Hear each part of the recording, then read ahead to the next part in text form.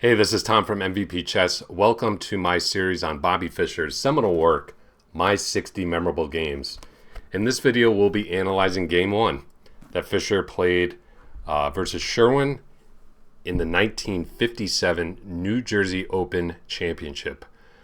Before we analyze the game, don't forget to like, comment, share, and subscribe. And also, follow me over on Twitch, MVP_chess. All right, let's get started. Fischer starts with pawn to e4, best by test, of course. Sherwin opts for the Sicilian defense, and after knight f3, e6, Fischer plays pawn to d3 here. Okay, so what he's aiming for here is, instead of playing d4, going into a mainline open Sicilian, Fischer's playing an anti-Sicilian and is opting for a King's Indian attack type setup. So basically playing the King's Indian defense, which Fischer used throughout his career with the black pieces, with the white pieces a tempo up. Okay, and one key idea that white has in this opening is to play the pawn advance e5, gaining space and using it as a spearhead to a kingside attack. So Fischer liked going for this setup against the French defense and also against e6 variations in the Sicilian. We have knight to c6, g3. Fischer prepares to fianchetto his light squared bishop. Knight f6, bishop g2, and both sides castle. And after knight bd2, Sherwin plays a bizarre move, rook b8. Fischer has an interesting note, annotation in the book, that Sherwin actually slid this rook over with his pinky, as if to emphasize, that this was like a really cunning, mysterious move. I just think it's a bad move. I mean, I really don't understand why he played this. Of course, queenside play is where black is going to get counterplay in this game. But it seems like rook b8 is unnecessary to prepare that move. I think much better in this position would have been for black to just play b5 directly if you want to get your queenside counterplay going in earnest, or just playing principally and striking back in the center, pawn to d5. But rook b8, okay, that's not... I would never move one of my pieces with my pinky playing Fischer, let alone a move like this, which, as we'll see later in the game, is really ends up being black's undoing, is this alignment that he creates on the dark squares, especially on this diagonal. Just to foreshadow what's to come. Rook e1. Okay, so Fischer is preparing kind of the classic King's Indian attack regrouping, where you bring the rook to e1, the knight can come to f1, white usually plays pawn to h4, and this knight can reroute to g4 eventually via the h2 square. White is just really trying to maneuver all of the pieces over to the king side to go for a really decisive attack. So we have d6, c3. Fischer prepares central expansion. And then we have b6. Again, very inconsistent, mysterious play from Sherwin. You play rook b8, which really seems to suggest that you're gonna play the move b5 and try to go for b4 and open up the queen side. But then you followed up with b6. Really inconsistent play from black, and we'll see that this is as far as Sherwin's queenside counterplay got. Fischer grabs the initiative very, very quickly, and all of a sudden Sherwin is put on the back foot. d4, queen c7, and then we have e5. Great move by Fischer. He gets in the really thematic pawn push to e5 in the King's Indian attack, which does two things. One, it drives the knight away, which is a key kingside defender, from its post on f6. And the other thing that e5 does is it gives black a little bit of space advantages. It really creates a wedge in black's position that cuts off a lot of these pieces on the queen side. It almost splits black's position in two. And it's very difficult to maneuver them to the king side, which Sherman will need to do in short order to mount any type of defense. So Fischer captures here, which is interesting. You know, you might say, why not c4? Why not just try to maneuver or maybe even queen e2 and try to maintain a strong point on e5? I think Fischer noticed how strong his attack would be on the dark squares, and in particular with this horrible alignment black has with the queen on c7 and the rook on b8. So he grabs here and is able to bring this rather passive knight on d2 into the game via e4 and grab the bishop pair. So automatically, as of move 14, white has definite advantage in this position. Not only in the terms of the two bishops, but just a really strong potential for a kingside initiative. Notice black has absolutely no defenders on the king side right now. And Fischer starts the attack ASAP. Knight g5, great move, okay? Just getting the knight in the danger zone, trying to maybe provoke some sort of weakening move from black, like h6, where after knight e4, who knows, maybe Fischer could eventually sacrifice a bishop or another piece to open up the black king side with this hook that he created on h6. So instead, Sherman opts for knight ce7. He's just trying to route his pieces back to the king side to mount a defense. Okay, he's given up any ambition of queenside counterplay. Okay, rook b8 and b6 is as far as it got. It's as far as it will ever get. So he's just basically in damage control mode now. Fischer plays queen c2 with a not so subtle threat of checkmate in 1 on h7. And Sherwin responds to this threat by bringing the knight to g6. The other option here is to play g6, but I think Sherman was really hesitant to play this move because after knight e4, this really highlights the dark square weaknesses in black's position. Black's got this Swiss cheese pawn structure on the king side, does not have a dark square bishop. This is a really, really dangerous position for black. Not to say knight g6 isn't a dangerous position, it is. So, we'll pause here. I'll throw it over to you. Black just played knight to g6. How did Fischer continue the attack on the king side? Pause your videos.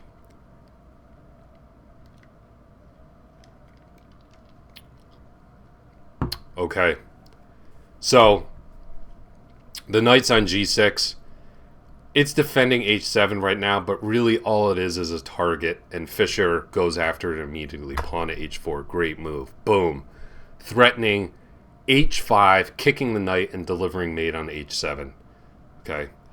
So, Sherman responds to this threat by playing the knight to f6.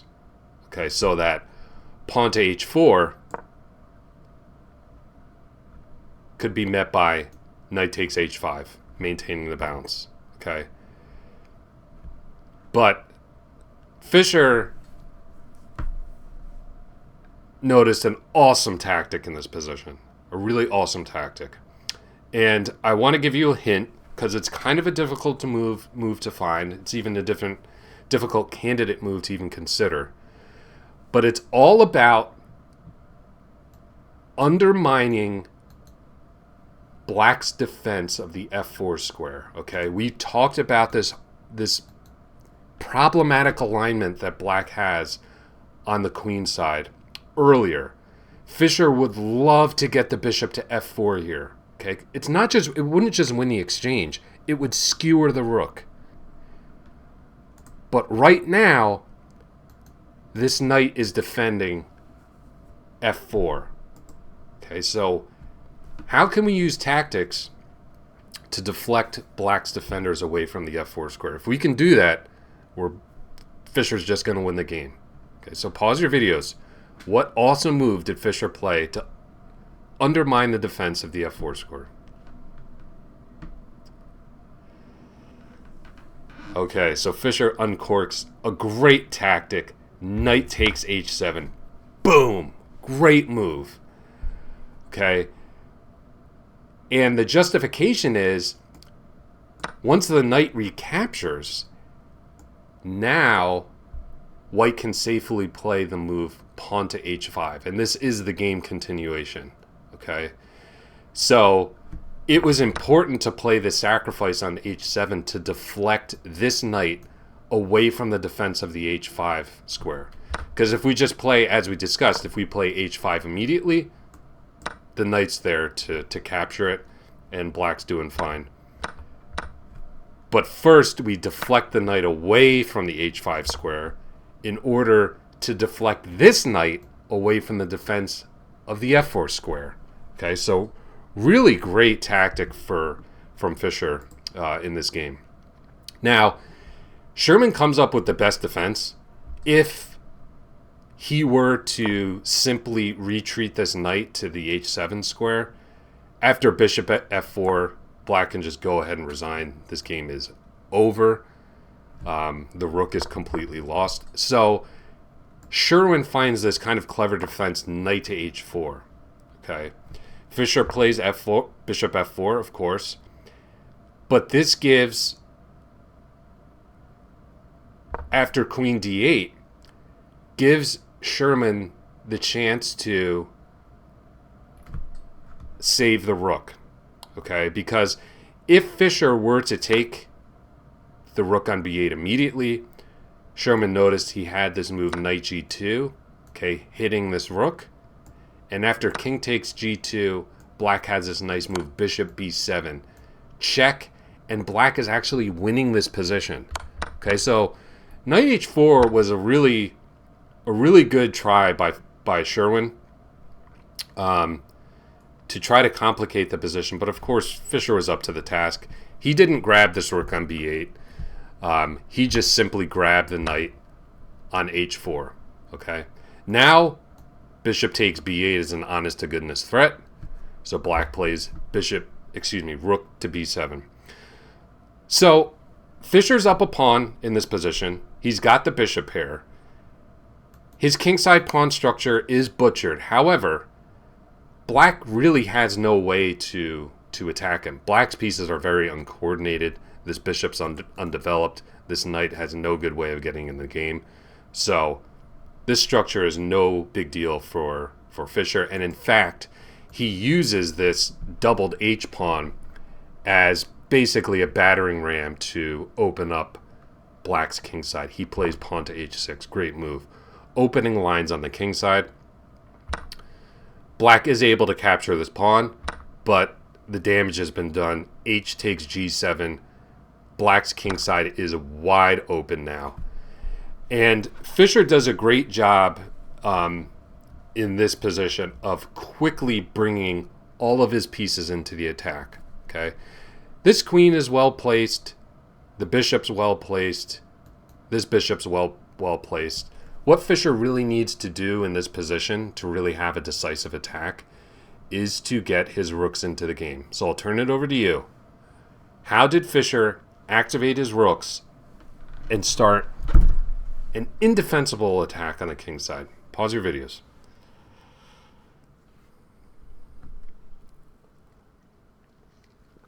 Nice job if you found the move rook e4. Great move, okay? This is a rook lift, which also threatens a discovered check by this bishop, winning the queen. So, understandably, black gets the queen out of dodge and plays queen h5, but Fischer drops the rook back to e3 and creates a new threat. Rook h3 crashing through on this weakened h7 square, maybe in combination with the bishop coming to e4. So black plays pawn to f5 just to try to shut this down. Okay, shut down this key diagonal and try to block the queen from infiltrating on the king's side. Fischer plays rook h3. Great move, very natural attacking move. The queen drops back, and then the bishop comes into e5. Okay, look how strong this bishop is on e5. I just think this really highlights the main deficiency in black's position throughout this entire game, and that was the e5 square, and in particular, just the overall weakness of the dark squares. So black tries to defend with knight to f6. Fischer realizes he needs to get his queen into the attack and plays queen d2. Okay, threatening, among other things, queen h6. And Sherwin understandably decides to run. Okay, he's heading for the hills now.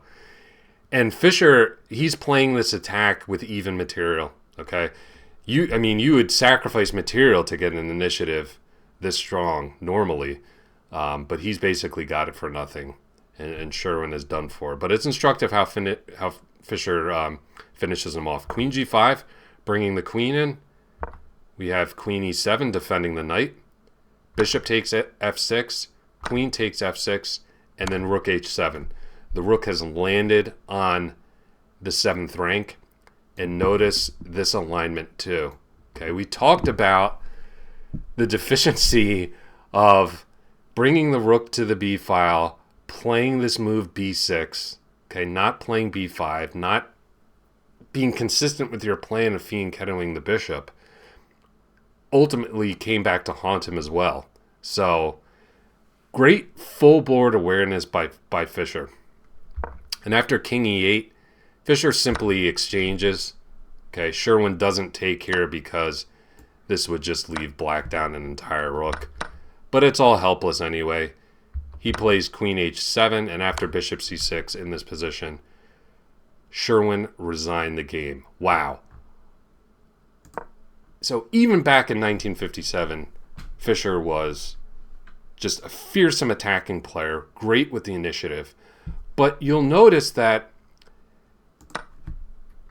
these tactics really flowed, and this is a note that Fischer makes in this game, in the book, that tactics flow from just a superior position, okay?